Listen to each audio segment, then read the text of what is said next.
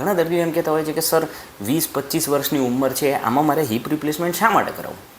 જો, સૌથી પહેલી વસ્તુ કે હિપમાં જ્યારે પણ EVN થાય છે ત્યારે શું થાય છે કે પહેલાં તો તમને દુખાવો શરૂ થાય છે, જેમ જેમ સ્ટેજ આગળ વધતું જાય તેમ તેમ ત્યાં ડિફોર્મિટી થવાની ચાલુ થાય છે. તમારે જે ચાલ જે હોય છે તમારી એ બદલાઈ જાય છે, ચાલતા ચાલતા લચક આવે છે. જેમ તમારો ગોળો ઓર ખરાબ થતો જાય એટલે એક તમારા પગની કમ્પેરિઝનમાં બીજો પગ જેમાં સાંધો વધારે ખરાબ છે તે નાનો લાગે છે. એ નાનો થઈ જાય એને લિમ્બ લેન્થ ડિસ્ક્રિપન્સી કહેવાય.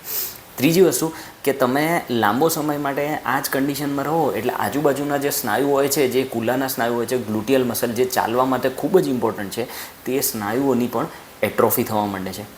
ચોથી વસ્તુ કે જ્યારે પણ ઓપરેશન કરવાનું હોય છે ત્યારે તે સાંધો બેસાડવામાં પણ તમે જેટલું મોડું કરો તેટલી વધારે તકલીફ પડી શકે છે. તો આ બધી જ કન્ડિશન છે જે તમે ડિલે કરતા જાઓ તો તમને થઈ શકે છે અને ઓપરેશન ડિલે ન કરવું જોઈએ.